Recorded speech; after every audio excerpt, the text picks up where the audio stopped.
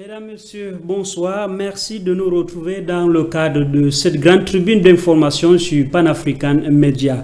À la une de l'actualité, bloc économique mondial, ça se bouscule aux portes de l'Alliance internationale des BRICS+.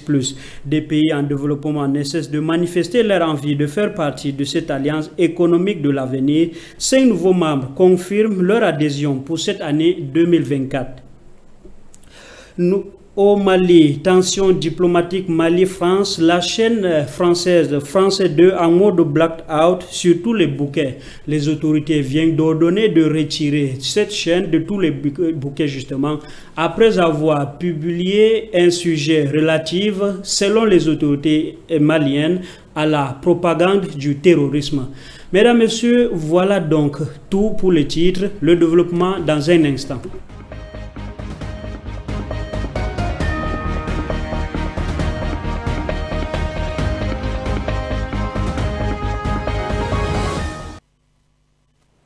Une fois de plus, bonsoir. Nous le disions en titre, l'intérêt de rejoindre les BRICS+ ne tarit pas. Depuis le 15e sommet de l'institution internationale en Afrique du Sud, du 22 au 24 août 2023, les pays en développement n'ont de cesse de draguer les BRICS+.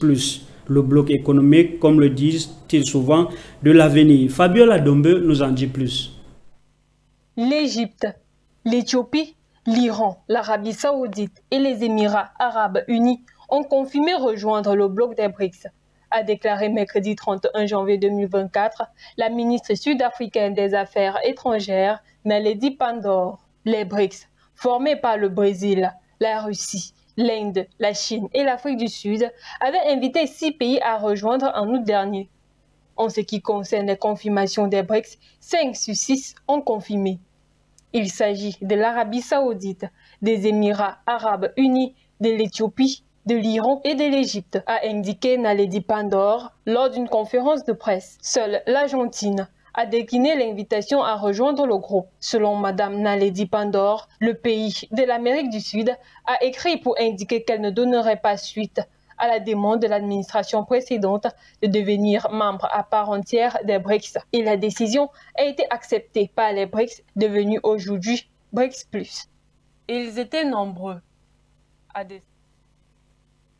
Fabiola Dombe, vous ne quittez justement pas. Nous parlons de cette alliance internationale des BRICS.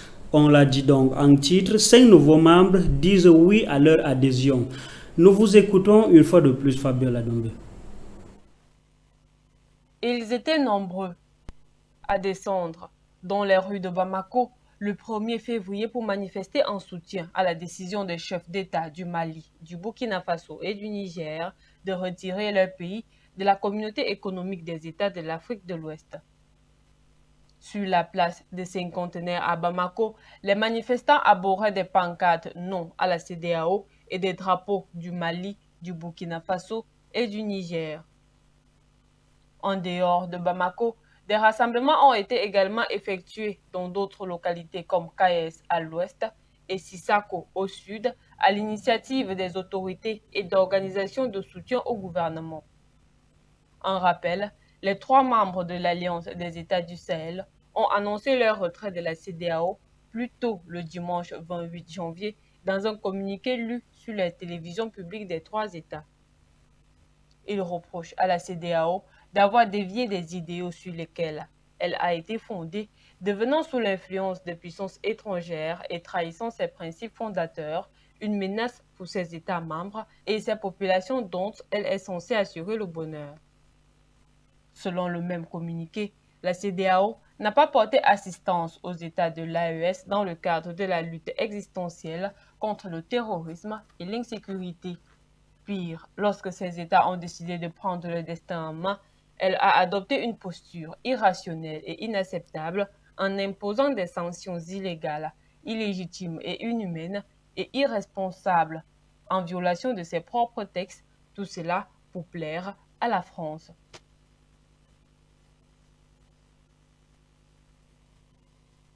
Qui nous parlait de cette manifestation en soutien au chef d'État de 3 pays de l'AES. Et justement, il y a eu une manifestation hier jeudi 1er février 2024. Donc ces manifestants ont apporté leur soutien bien sûr à ces trois pays de l'AES. Restons au Mali. Parlons cette fois-ci de Kidal. Une délégation gouvernementale et parlementaire de haut niveau conduite par le colonel Abdoulaye Maïga, ministre d'État et ministre de l'administration territoriale et de la décentralisation, a effectué donc une visite symbolique à Kidal ce jeudi 1er février 2024 pour sceller définitivement la paix et le développement dans cette ville. Plus de précisions, c'est dans ce reportage. Cette visite historique est un symbole fort pour la paix et la réconciliation. Elle marque un nouveau pas vers la consolidation de la paix, du développement dans cette région du nord du Mali. La présence à Kidal de figures de proie du gouvernement et du Conseil national de transition, CNT, symbolise la volonté du gouvernement de Bamako d'œuvrer pour la paix inclusive et durable dans le nord du pays et de Kidal en particulier. Il faut rappeler que le gouvernement, à travers son président, le colonel Assimi Goïta, a initié un dialogue intermalien pour la réconciliation nationale, un engagement concret pour le développement du Mali. À leur arrivée à Kidal, la délégation a rencontré les autorités locales, les leaders communautaires et les représentants de la société civile.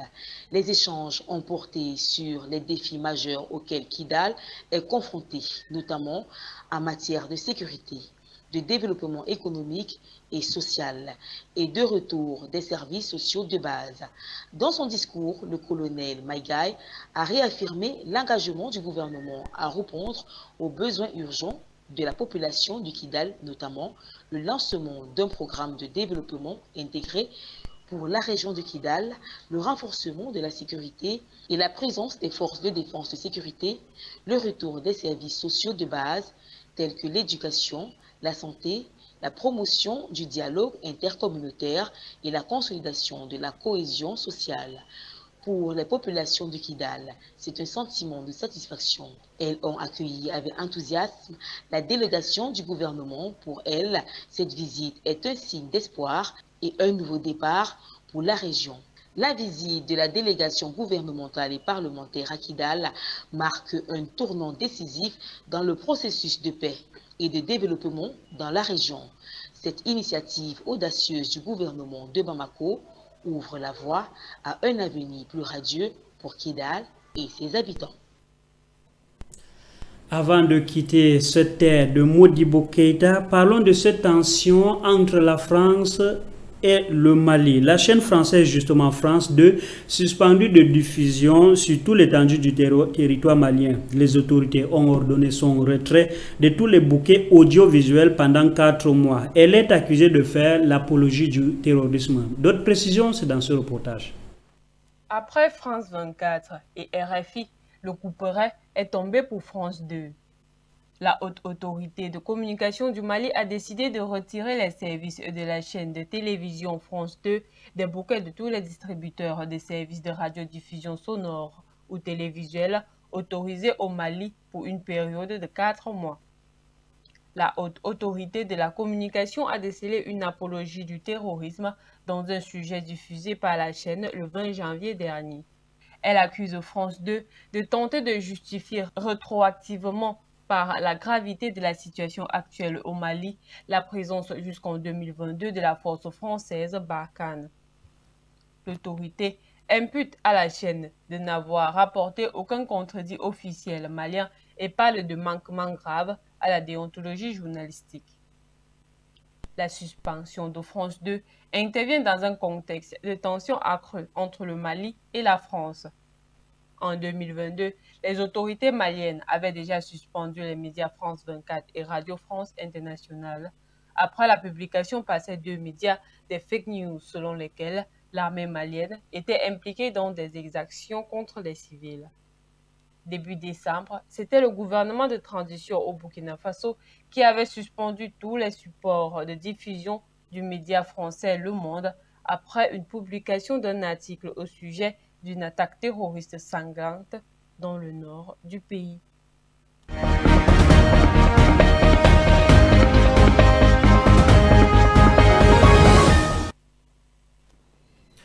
Lutte contre le terrorisme, l'armée nigérienne a annoncé le 31 janvier dernier avoir éliminé par leur vecteur aérien une quinzaine d'ailleurs de terroristes, appréhendé plusieurs autres ainsi que leurs complices et détruit une quantité importante de leur matériel logistique lors d'une opération menée depuis donc le 26 janvier dans le département de Terra, région de Tillabéri. Fabiola Dombe nous donne plus de précisions.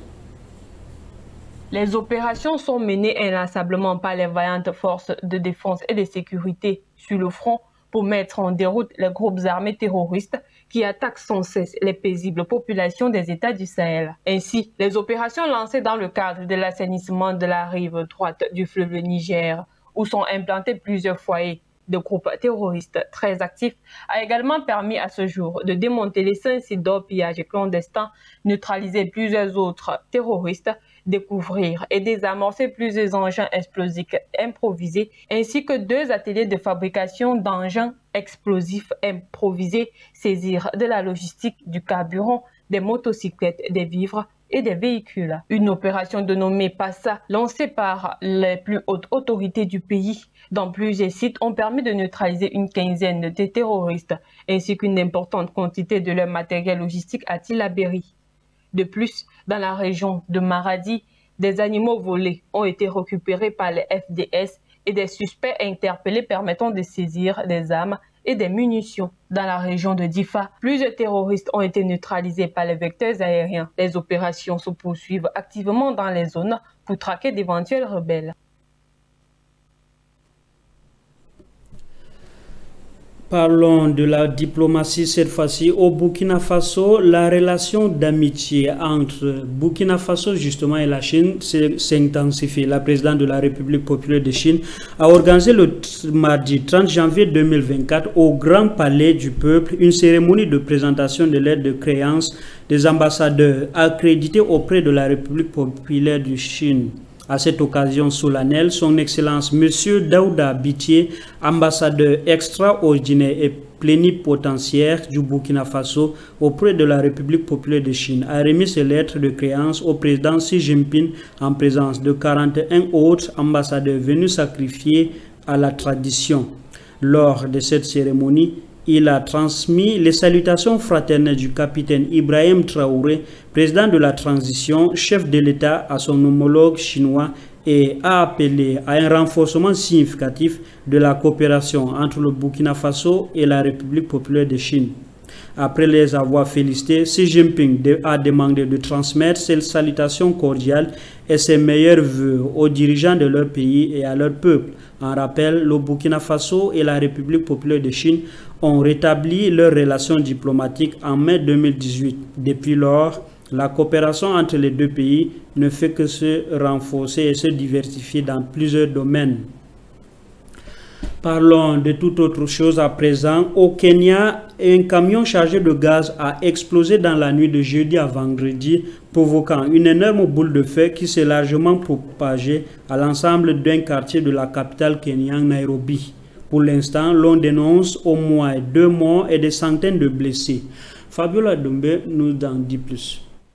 Au moins 2 personnes ont été tuées et des centaines de blessés après une explosion de gaz qui a déclenché un feu massif à Nairobi, la capitale du Kenya. Information relayée par le porte-parole du gouvernement Isaac Magwa Mora sur la plateforme des médias sociaux X, ancien Twitter. Selon ce dernier, le feu a éclaté jeudi soir dans le quartier d'Ambakazi. En effet, un camion citerne qui était chargé de gaz a explosé, allumant une énorme boule de feu qui s'est largement répandue. Cet incident a également causé des dégâts matériels énormes car les véhicules, les entreprises et les maisons résidentielles qui se trouvaient à proximité ont été consommés par les flammes. La Croix-Rouge kenyane, qui s'est dépêchée sur les lieux après le drame, a déclaré qu'elle avait amené quelques 271 personnes dans les locaux de santé autour de la capitale et 27 ont été traités sur place. Les pompiers travaillaient toujours pour contrôler le feu à l'aube du vendredi. Dans sa déclaration,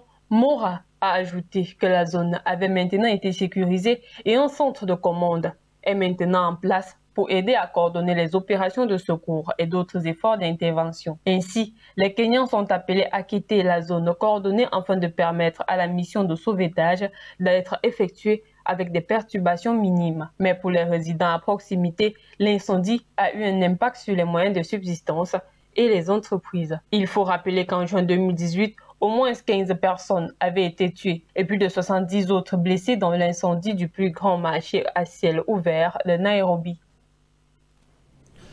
Parlons de cette conférence de Marrakech sur la lutte contre la prolifération des armes à destruction massive. 5 pays africains ont annoncé officiellement à Marrakech leur adhésion à l'initiative de sécurité contre la prolifération des armes de destruction massive dédiée aux pays africains à l'issue de la conférence politique consacrée à cette initiative tenue à Marrakech justement au Maroc. L'adhésion à cette plateforme de la Zambie, le Ghana, le Togo, la Guinée équatoriale et le Bénin lors de cette conférence organisée le 31 janvier au 2 février conjointement par le Maroc et les États-Unis porte 6 à 11 le nombre de pays africains membres de l'initiative, soit une augmentation d'environ 80%. Pour leur part, le Malawi, la Guinée-Bissau, la Gambie, le Nigeria ont exprimé leur volonté de se joindre très prochainement à cette initiative. Lors de leurs interventions, plusieurs pays africains ont saisi l'occasion pour exprimer leur appréciation au Royaume du Maroc pour sa contribution concrète et pragmatique visant le renforcement de la coopération sud-sud et le développement de capacités nationales africaines au niveau technique, sécurité et opérationnel dans la lutte contre la prolifération des armes à destruction massive. La conférence de Marrakech a connu la participation d'un nombre sans précédent des pays africains, 25 pays au total, représentant les différentes régions de l'Afrique, notamment des ministres des Affaires étrangères, de ministres délégués, de secrétaires d'État généraux et d'ambassadeurs directeurs, ainsi que plusieurs experts nationaux et internationaux. Mesdames, Messieurs, c'est sur cette note que nous mettons un terme à cette édition. Merci de nous avoir suivis. Rendez-vous la semaine prochaine pour d'autres éditions justement. Bonsoir à tous.